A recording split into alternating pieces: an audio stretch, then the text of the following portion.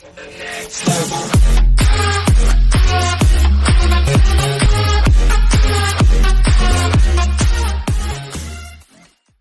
science behind California's two big earthquakes. Firefighters battle an electrical fire in a mobile home park in Ridgecrest, California, on July 6, 2019 following the magnitude 7.1 earthquake that struck the day before. No fatalities. On the morning of July 4, a rocked Southern California, fracturing roads and sending people fleeing to safety. But that wasn't all. While the two most recent temblors are the largest that have struck this area in decades. And they promise to use the duo of quakes struck in what's known as the one area east of the infamous San Andreas Fault, where the Pacific Plate grinds against the North American Plate, creeping northwest at roughly 2 inches each year. The area the Eastern California shear zone is a really interesting area, says an earthquake geologist at the Incorporated Research Institutions for Seismology IRIS. How is it working? The recent events are what's known as strike-slip earthquakes, which occur when two blocks of earth shift side by side, grinding past each other. They seem to have yet been reported. The intensity of the ground movement was quite strong enough to send goods flying off store shelves and buildings swaying. The shaking was also of particular interest in these quakes is that at least the first temblor seemed to have simultaneously broken two sections of faults that cut across each other at nearly a right angle.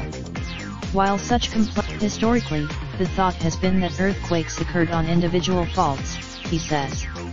And then over time, this shift in thinking was propelled by the magnitude 7.3 earthquake that shook Landers, California, in 1992. This temblor in most circumstances, big earthquakes strike in a familiar sequence. There's a large earthquake followed by a series of smaller events. That's because, but in some circumstances, such as the recent pair of earthquakes in California, a relatively large temblor might just be the forerunner for even bigger event.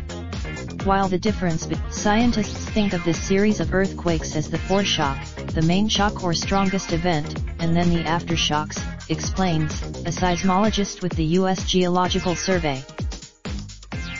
But it's way too simplistic, she notes.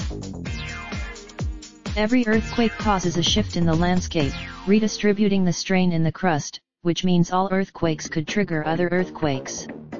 Whether or not the likelihood that a big earthquake will trigger a larger event is roughly 1 in 20, according to Hoff. That's definitely. Scientists, however, are still untangling the connection between the recent events.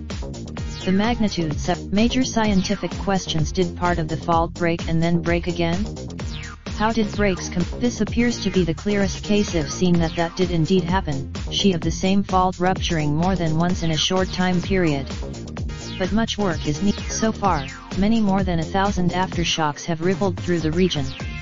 While the frequency that over the course of the next week, between 240 and 410 earthquakes of magnitude 3 or higher will likely ripple through the region.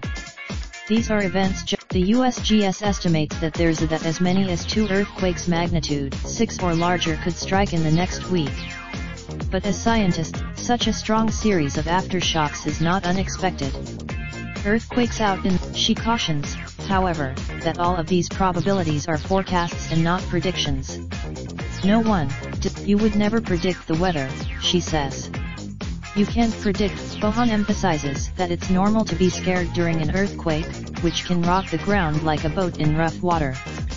But as aftershock, this was a good scenario earthquake, says Bohan. It was in a fairly it's okay to be scared, she says, but we also have to be prepared. Raindrop, drop top, smoking, no cooking the hot pot. You fucking on your bitch, yeah, that. Looking up, open the park pot.